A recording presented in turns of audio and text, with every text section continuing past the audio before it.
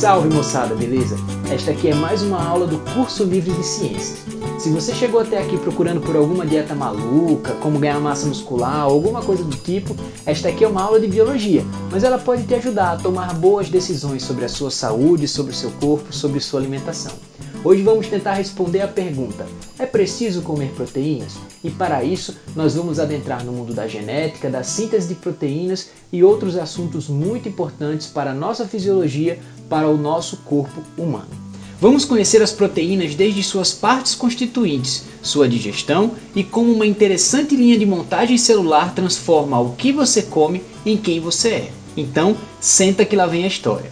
Como todo heterótrofo, você não consegue produzir seu próprio alimento. Então, você que lute. Você precisa se alimentar de outros seres vivos ou de coisas produzidas por eles. É por meio da alimentação que conseguimos extrair energia livre do ambiente e nos nutrir com as moléculas necessárias para o nosso metabolismo. Dentro desse conjunto de moléculas importantes para o metabolismo estão as proteínas, que, como já vimos em aulas anteriores, são verdadeiras engrenagens que fazem a vida acontecer.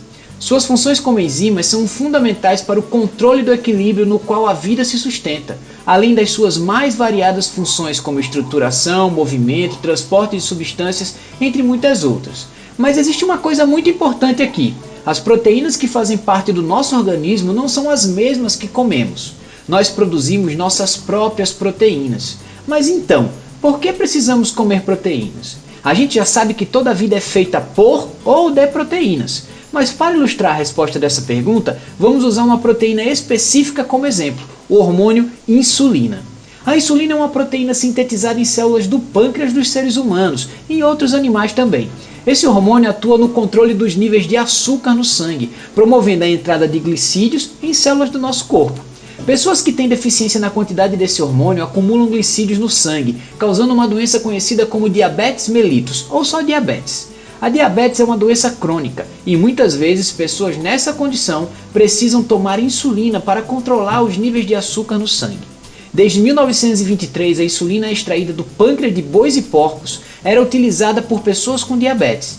Isso porque a sequência de aminoácidos da insulina é bem conservada entre as espécies animais. Para você ter uma ideia, a insulina bovina difere da insulina humana apenas por 3 aminoácidos, e a insulina suína difere da humana em apenas 1 aminoácido. A forma ativa da insulina tem ao total 51 aminoácidos em sua estrutura. No entanto, a insulina bovina e suína causavam problemas nos pacientes que a injetavam, como reações alérgicas, ou não eram tão eficazes em alguns pacientes. Então, por que não basta comer pâncreas de boi cheio de insulina nas refeições para resolver o problema de quem tem diabetes? Por que precisamos comer proteínas se nós já produzimos as nossas próprias proteínas? Essas perguntas já foram parcialmente respondidas. A insulina de outros animais, como bois e porcos, é ligeiramente diferente das nossas. E mesmo se fosse a insulina humana, seria necessário injetar no nosso organismo. Caso alguma dessas insulinas chegasse ao nosso corpo por meio do sistema digestório, como qualquer outra proteína da nossa alimentação, elas teriam o mesmo destino, seriam quebradas em partes menores, seus aminoácidos, para assim serem absorvidas no nosso intestino. É aqui que a ingestão de proteínas é fundamental para nós. Somos incapazes de sintetizar alguns dos 20 aminoácidos que formam as proteínas. Esses aminoácidos que não conseguimos produzir são conhecidos como aminoácidos essenciais e precisamos obtê-los por meio da alimentação. A maior parte das bactérias e plantas podem sintetizar todos os aminoácidos que formam as proteínas.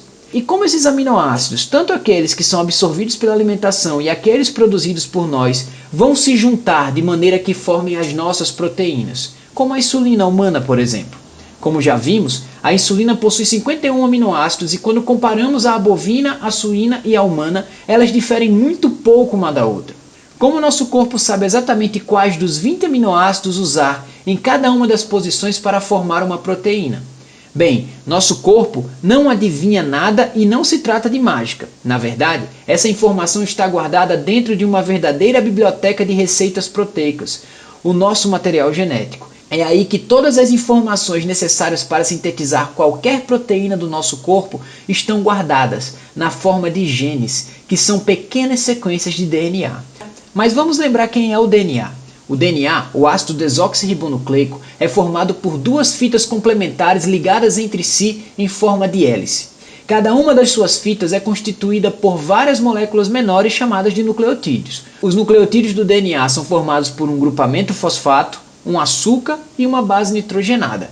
O açúcar do DNA é a desoxirribose. A base nitrogenada pode ser de 4 tipos: adenina, timina, citosina e guanina. É pelas bases nitrogenadas que as fitas de DNA se conectam, sempre seguindo um padrão. A adenina se liga com timina e citosina se liga com a guanina. O projeto para a síntese da insulina, armazenado no DNA, não pode ser lido por qualquer coisa.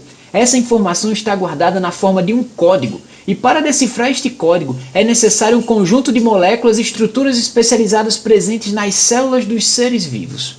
O DNA é uma molécula grande e bastante estável. Em células eucarióticas, as moléculas de DNA ficam guardadas dentro do núcleo, de maneira que a informação genética fique bastante protegida. Para se ter uma ideia do quanto as moléculas de DNA são estáveis, a informação contida no DNA permanece intacta durante muito tempo, mesmo depois da morte da célula. O genoma do mamute lanoso foi decodificado a partir de pelos de 60 mil anos de idade. Os neandertalenses, aqueles seres humanos muito parecidos com a gente, tiveram seu DNA completo sequenciado em 2010, a partir de ossos de 44 mil anos de idade. Logo, as moléculas de DNA são especialistas em guardar a informação e são necessárias moléculas intermediárias para que a síntese de proteína aconteça. A mensagem contida no DNA deve ser transcrita para outra molécula, conhecida como RNA mensageiro, que levará as instruções do projeto para onde a síntese de proteínas irá de fato acontecer. O RNA mensageiro é um tipo de RNA, o ácido ribonucleico, que também é formado por vários nucleotídeos, diferindo dos nucleotídeos do DNA por ter um outro açúcar, a ribose, e no lugar da base nitrogenada timina, tem uma base uracila. Para que esse processo da transcrição ocorra, as fitas de DNA são separadas, e um dos lados serve de molde para a síntese do RNA mensageiro. Este será sintetizado de forma complementar aos nucleotídeos presentes no gene. Lembrando que ao invés de ter timinas, a molécula de RNA terá uracilas. A mensagem então transcrita na molécula de RNA mensageiro será traduzida por uma outra estrutura celular chamada de ribossomo. O ribossomo irá percorrer a fita do RNA mensageiro e identificar quais são os aminoácidos necessários para construir a proteína. Um outro tipo de RNA também participa desse processo, o RNA transportador, que irá trazer cada um dos 51 aminoácidos para formar a insulina, por exemplo. E como se fossem pequenos tijolos, os aminoácidos serão conectados uns aos outros por ligações peptídicas, formando a estrutura da proteína. Decifrar o código genético não foi tarefa fácil. Como 4 tipos de bases nitrogenadas diferentes codificam os 20 tipos de aminoácidos que formam a vida. Os ribossomos percorrem de 3 em 3 nucleotídeos, o que chamamos de códon, e cada códon corresponde a um aminoácido. É dessa forma que é determinada a sequência exata dos aminoácidos para formar uma proteína desejada. Percebam que há 64 maneiras de arranjar 4 letras em grupos de 3. Destas 64, 61 trincas de nucleotídeos são usadas para representar os 20 aminoácidos. As outras 3 sinalizam quando o processo deve ser interrompido, chegando ao final da proteína. Logo, algumas trincas codificam o mesmo aminoácido. A trinca timina-timina-adenina, por exemplo, representa o aminoácido leucina. Mas outras trincas também codificam o mesmo aminoácido, por exemplo, timina-timina-guanina ou citosina-timina-citosina. Então podemos dizer que mais de uma trinca pode codificar um mesmo aminoácido. Podemos ver que, para 20 aminoácidos, temos um número muito maior de trincas possíveis. Esse processo da construção de proteínas, que tem o código genético como fonte das instruções e as proteínas como ferramentas, é praticamente o mesmo em todos os seres vivos. No DNA de bactérias fixadoras de nitrogênio, que vimos na aula passada, estão as instruções para que a enzima nitrogenase seja produzida. E o processo de síntese da nitrogenase segue praticamente o mesmo mecanismo que usamos para produzir as nossas proteínas, como a insulina. As bactérias, de maneira geral, não produzem insulina, porque não possui essa informação no seu material genético. Mas e se colocássemos essa informação lá? Se o código genético é universal para todos os seres vivos, poderia uma bactéria produzir a insulina humana? Isso é feito desde os anos 80. Com o desenvolvimento das técnicas de engenharia genética, a insulina passou a ser fabricada com a inserção do gene clonado da insulina humana em micro-organismos. O fragmento de DNA correspondente à insulina humana é introduzido numa bactéria, então ela passa a ler as informações e sintetizar em larga escala a insulina humana, que será utilizada pelas pessoas que necessitam. Desde esse avanço tecnológico, pessoas que dependem de injeções de insulina podem usar a molécula da insulina humana, sem precisar recorrer a moléculas de insulina bovina ou suína, que causavam alergias e muitas vezes não tinham o efeito esperado. É dessa forma que são desenvolvidos os organismos geneticamente modificados, os transgênicos, introduzindo sequências de material genético de um organismo em outro. Uma coisa muito importante de tudo que a gente está discutindo até aqui é entender que há proteínas trabalhando para que a síntese de proteínas aconteça. Ela não só é o produto final desse processo, como tem muitas proteínas participando dele, como é o caso da RNA polimerase, por exemplo, que atua na transcrição da informação da molécula de DNA para a molécula de RNA mensageiro ou qualquer outro tipo de RNA. Então é legal a gente ter isso também em mente, que as proteínas são também as moléculas que são as engrenagens que permitem que esse processo de síntese de proteína ocorra. Mas vamos voltar à pergunta original. Precisamos mesmo comer proteínas? Já vimos que os aminoácidos são como pequenos tijolos que se unem formando as proteínas. Novas proteínas precisam ser produzidas o tempo todo para diversos processos fisiológicos, como a reparação muscular, a produção de enzimas, hormônios, neurotransmissores, anticorpos, entre muitas outras necessidades do nosso organismo.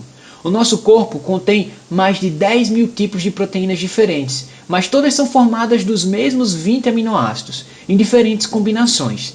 Dentro desse grupo, 9 são considerados essenciais, pois não conseguimos produzi-los naturalmente, necessitando ingeri-los em nossa alimentação. A partir dos aminoácidos, nossas células produzem nossas próprias proteínas. Se você foi comer em algum buffet e disseram que você só tinha direito a um tipo de proteína, desconfie. Ou você foi comer em algum restaurante assessorado por algum cientista insano, ou a definição de proteína não está biologicamente correta.